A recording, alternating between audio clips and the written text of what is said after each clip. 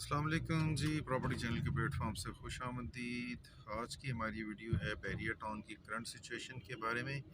Bairiya town में पिछले दिसंबर के बाद जनवरी में क्या हालात रहे, फरवरी में अभी तक क्या हालात हैं और आगे चल के क्या होने वाला है, उसके बारे में हम अपना जो थोड़ा सा एक्सपीरियंस है उसके बारे में उसके हवाले से बात करेंगे।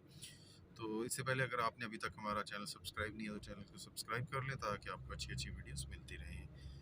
अच्छा जी, तो आते हैं टॉपिक की तरफ। बैरिया टाउन में पिछला महीना जो है दिसंबर ऑलरेडी मेरी पिछली वीडियो में आपने देखा होगा बहुत ही कोल्ड गुजरा।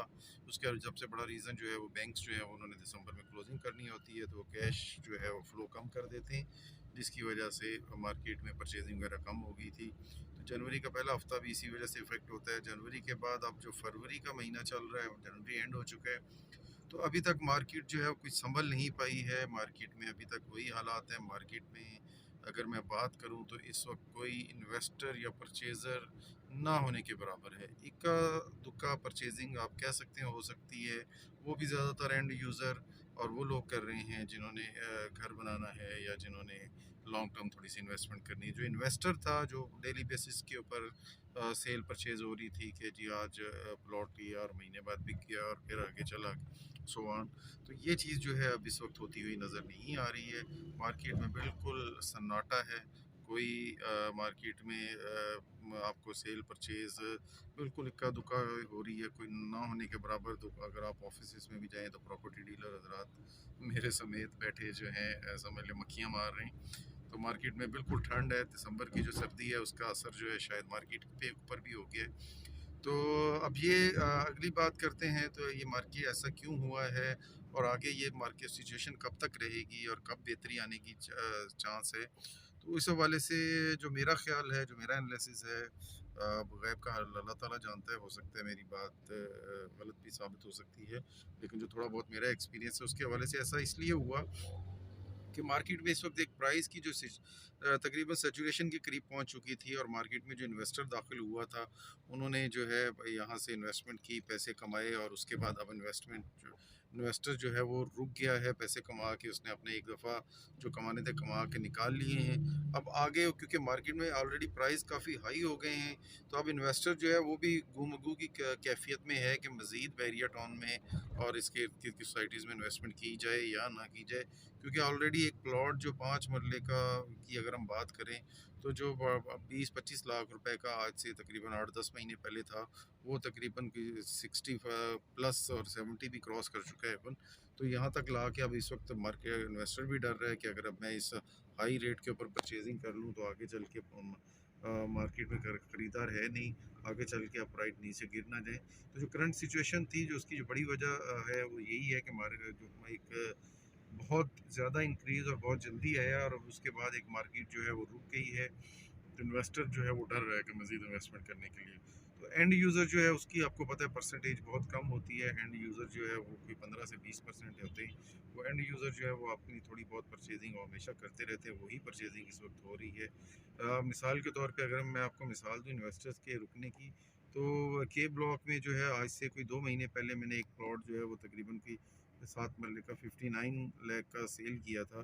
तो और उन्होंने मेरे से बयाने में प्लॉट लिया था कि आगे सेल हो जाएगा 4 हफ्ते में, लेकिन उनका वीक्स में, लेकिन उनका प्लॉट सेल नहीं हुआ।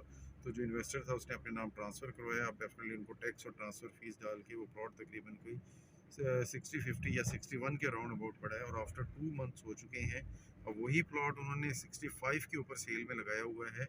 जबकि 65 डिमांड कर रहे हैं, तो मेरे ख्याल में वो 63 में भी दे देंगे। तो मीन्स के वो 2 लाख रुपए में भी दे ऊपर रख के भी देना चाह रहे हैं, लेकिन अभी तक वो प्लॉट बार बार मेरे पास भी आ रहा है, वो प्लॉट सेल नहीं हुआ है। तो जबकि इससे पहले सूरत हाल ये होती थी कि एक प्लॉट अगर 60 में सेल हुआ है तो विद इन 4 वीक वो 61-62 पे सेल हो जाता था और अगेन अगर 2 महीने बाद बात करें तो वही प्लॉट 65 प्लस में सेल हो जाता था। लेकिन इस वक्त जो है वो ना होने के बराबर है। इन्वेस्टर रुका हुआ है, गुम अगू की कैफियत में है। सिर्फ और सिर्फ जो थोड़ा बहुत एंड यूज़र है वो सेल परचेज कर रहा है। अच्छा जी, ये तो ठीक है जी, ये सिचुएशन क्यों आई। अब आगे बात कर लेते हैं कि जो सिचुएशन कब तक रहने की उम्मीद है और कब तक बेहतरी के चांसेस हैं। तो जो मेरे ख्याल है और जो मेरा एनालिसिस है, जो फरवरी ऐसे ही चलेगा, मार्च भी इसी तरह है। उसके बाद इन्वेस्टर जो है वेट एंड सी की पॉलिसी में है। अगर तो उसको इसमें कुछ एंड यूज़र आने की बेहतर और मज़ीद आने की उम्मीद हुई और कुछ सेल परचेज़ होने की, तो इन्वेस्टर दोबारा इसमें से चीज़ें उठाएगा और दोबारा मार्केट बेहतर होना शुरू हो जाएगी।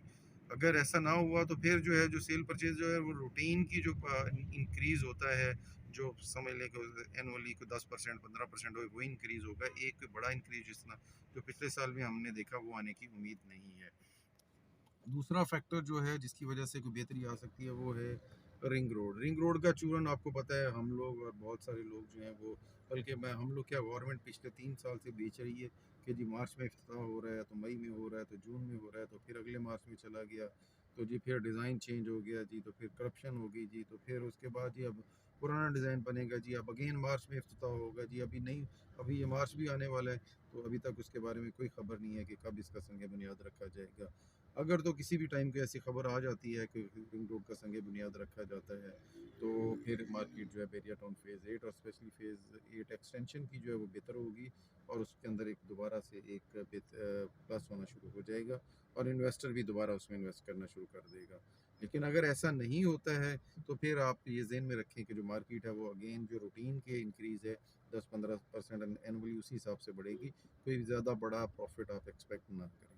तो फ़ेज़ 8 एक्सटेंशन का आप देख लें कि अक्टूबर नवंबर में जो प्लॉट 5 मरले का 18-19 लाख रुपए का मैंने खुद अपने क्लाइंट्स को लेकर दिए थे, वही प्लॉट जो हैं वे आखिर नवंबर अक्टूबर के बाद जो है वो नवंबर के एंड में जो है वो तकरीबन कोई 27-28 तक, और इवन जो बेहतर प्लॉट्स हैं वो तकरीबन 30 प्लस तक भी गए हैं। अब अगेन वही प्लॉट जो है वो तकरीबन वापस जो है वो 24-25 और 27-28 तक आ चुके हैं, और इसका मतलब ये है कि मार्केट में इस वक्त परचेज़र नहीं है, जिसकी वजह से प्राइस कम हुए हैं।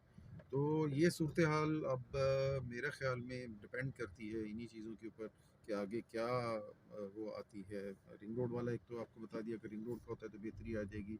दूसरा जो करंट सिचुएशन है पॉलिटिकल, उसकी वजह से भी मार्केट में अनस्टेबिलिटी है, और वो ये ऊँट किस करवट बैठता है, उसके बाद ही मार्केट डिसाइड करेगी उसने किस तरफ जाना है। तो इस वक्त मेरा ख्याल में अब एंड के ऊपर मैं बताऊं कि इस वक्त आपको इन्वेस्टमेंट करनी चाहिए या नहीं करनी चाहिए।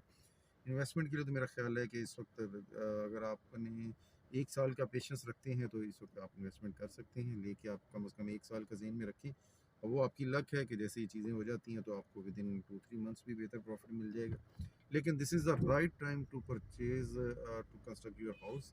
जो एंड यूज़र हैं, जिन्होंने घर बनाना है, उनके लिए ये बेहतरीन टाइम है। उनको ये मौका दोबारा नहीं मिलेगा, क्योंकि मार्केट अब जो रुकी है और थोड़ी बहुत जो करेक्शन आई है, ये अगर दोबारा स्टार्ट होगी तो फिर ये करेक्शन नहीं आनी है। तो एंड यूज़र के लिए बेहतरीन टाइम है कि जिन्होंने घर बनाना है वो इस टाइम परचेजिंग कर लें, और उसके बाद अपना जैसी बजट उनका अलाउ करता है वो अपना घर बनाना शुरू कर दें। तो ये तो थी जी मार्केट की अपडेट।